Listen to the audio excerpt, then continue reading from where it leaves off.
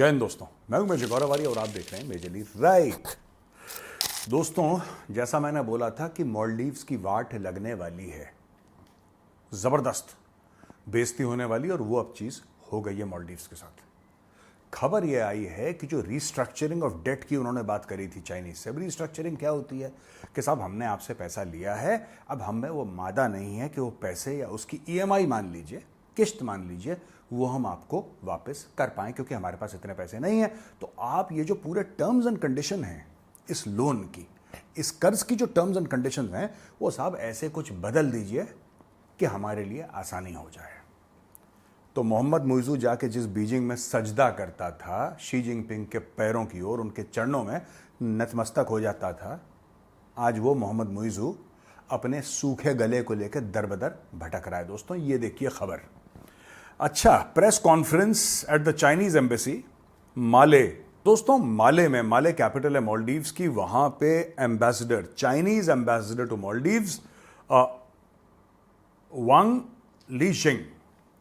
वान Lixiong ने यह बोला है कि टेक्निकल टीम चाइना की और मालदीव्स की एक साथ बैठी हैं, टेक्निकल टीम्स। और टेक्निकल टीम्स के बैठने पे उन्होंने ये देखा कि भाई हम कुछ कर सकते हैं, नहीं कर सकते, लेकिन हमारी फिलहाल कोई ऐसी अंडरस्टैंडिंग नहीं है मालदीव्स के साथ, हमारा कोई ऐसा इंटेंट नहीं है कि हम उसका डेट जो है वो रीस्ट्रक्चर करें। हमारा ऐसा फिलहाल कोई इंटेंट नहीं है। अच्छा, मालदीव्स बड़ा डिपेंड कर रहा था कि यार चाइनीज कुछ तो करेंगे, चाइनीज कुछ तो करेंगे, चाइनीज कुछ तो करेंगे, यार हमारे दोस्त हैं, उन्होंने जीने मरने की कसमें खाई हैं, एक जय तो दूसरा वीरू, ये सब चीजें उन्होंने सोची थी। अब चाइना ने मना कर दिया। देखिए दोस्तों, यही बात आईएमएफ ने भी समझाई थी। पर जब आपकी कोई लगातार इंसान जेब गरम कर रहा है, चाहे आपके देश को नुकसान हो, लेकिन आपकी अगर जेब गरम हो रही है तो आपको लगेगा यार ये तो मेरा दोस्त है, मुझे तो नोट देता है ये। और यही गलती कर दी मोहम्मद मुइजू ने। अब ये देखिए,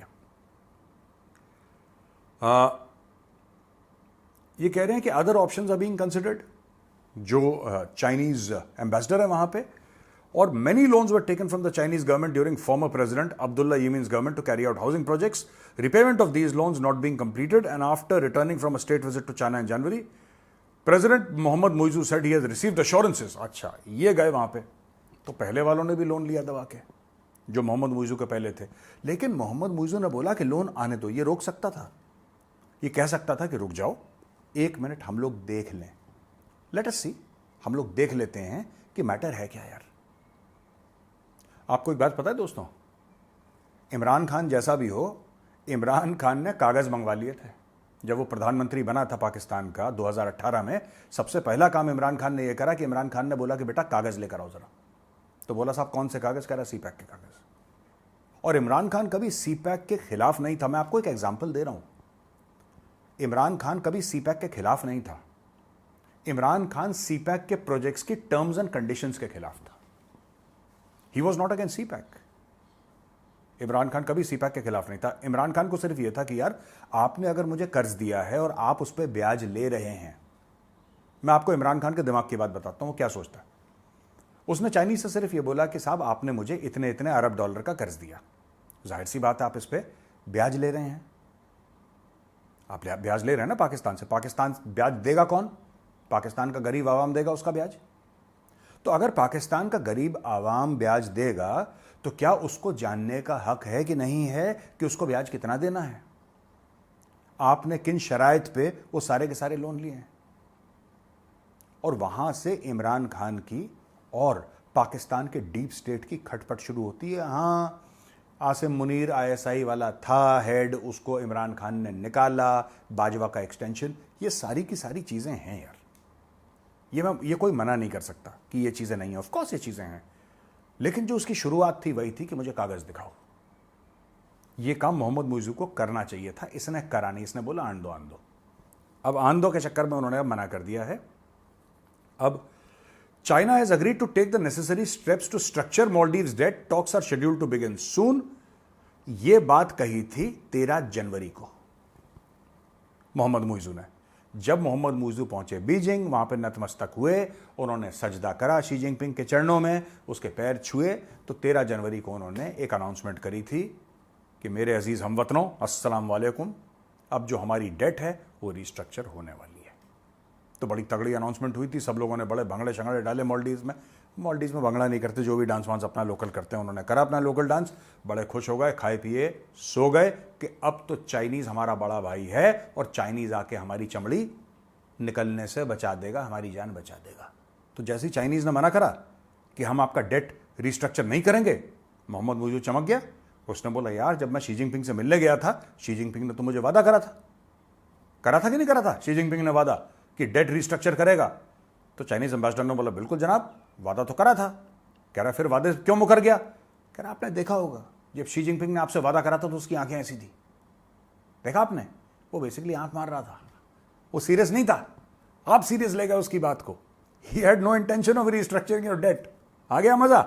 ये देखिए साहब, तो यहां पे अब ये कह रहे हैं कि the largest portion of the Maldivian state external debt is owed to the 100%। सुनिएगा, ये सुनिए मजेदार चीज, जब आप चीनी मीनी चाऊ चाऊ के साथ गेम खेलते हैं ना, तो गेम के ये नताइज होते हैं। जो सबसे बड़ा एक्सटर्नल डेट है मालदीव्स का, एक देश का सबसे बड़ा external debt 100% state owned export import bank of China के, एक्सपोर्ट इंपोर्ट नाम से ही फर्जी लग रहा है bank, export import bank of China को 100% स्टेट ओन्ड है वो, यानी कि चाइनीज गवर्नमेंट कंट्रोल करती है, प्राइवेट बैंक नहीं है वो, चाइनीज गवर्नमेंट कंट्रोल करती है। उसने मालदीव्स को 8.1 बिलियन जो मालदीवियन करेंसी में है वो इन्होंने दिया है at the end of last years third quarter. मतलब इतना बना, इतने सालों का लिया, लास्ट ईयर का थर्ड क्वार्टर में इतना कैलकुलेट करा गया था, 8.1 बिलियन इन मालदीवियन करेंसी। ये इंडिया से लिया है, इसमें कोई लेना देना नहीं है, ये सिर्फ जो चीनी मीनी चाऊ चाऊ से लिया उसकी बात है। इंडियन से बात कर रहे हैं डॉक्टर जयशंकर से कि यार हमारा आप भाई साहब डेट रिस्ट्रक्चर कर सकते हो, आप तो पुराने दोस्त हो। तो दोस्तों जब मालदीव्स का पिछले महीने आया था ना फॉरेन मिनिस्टर, आपको पता होगा वो आया था कुछ दिन पहले दिल्ली में, मालदीव्स का फॉरेन मिनिस्टर, तो उसने कई सारी बातें करी कि यार हम दोनों ना बहुत अच्छे दोस्त हैं, मालदीव्स और भारत, और हमारी दोस्ती बहुत पुरानी है और भारत हमारा बड़ा भाई है और भारत ने हर समय मदद करी है, फलाना ढिमका, खूब तारीफों के उसने पुल बांधे, खूब कसीदे पढ़े हमारी तारीफ में। और फिर बीच में उसने बोल दिया कि यार जो डेट थी ना उसकी जरा रिस्ट्रक्चरिंग कर दो। तो भारत ने बोला ठीक है यार, कोई बात नहीं, कल परसों दे देना, जरूरी थोड़ा ना तुम आज दो, कोई बात नहीं, बाद में ले लेंगे तुमसे, it's a small amount of money. ये कर क्यों रहा था? क्योंकि मालदीवियंस को कहीं ना कहीं दोस्तों ये पता लग गया था कि चीनी मीनी चाऊ चाऊ जो है उसने मना कर दिया है। और वो बात अब सच आ गई कि चाइना ने मना कर दिया। चाइना ने बोला नहीं यार, जो तुमने पैसे दिए हैं हमसे उसका जो ब्याज है, राइट, वो हमें चाहिए। चाइना ऐसा कर क्यों रहा है आखिर? ये तो बहुत छोटा अमाउंट है। अगर आप ये सोचें कि भाई ये इतने छोटे से अमाउंट में चाइना के लिए तो चिल्लर भी नहीं है यार, जेब की रेजगारी नहीं है चाइना के लिए। चाइना को 2 टके का फर्क नहीं पड़ रहा। लेकिन दोस्तों चाइना की जो इकोनॉमी है ना, पहली बार स्लो डाउन हो गई है। लोग कहते हैं 30-40 साल में कभी चाइनीज की इकोनॉमी इतनी बुरी नहीं गई जितनी अब जा रही है। वहां पे रियल एस्टेट क्रैश कर चुका है, वहां पे बैंक्स बंद हो रहे हैं, वहां पे बहुत सारी प्रॉब्लम्स हो रही हैं। $6 ट्रिलियन उनके स्टॉक मार्केट से वाइप आउट हो गए। चाइना पैसे तो दे रहा है, लेकिन चाइना उस बैंक की तरह बन गया है कि बॉस अगर आपने अपना ऑटो लोन सही समय पर वापस नहीं करा और आपने ईएमआई मिस करी तो आपकी कार उठा के ले जाएगा। और यही धमकी उसने दी है मालदीव्स को कि बेटा पैसे वापस दो वरना तुम्हारी गाड़ी उठा के ले जाएंगे।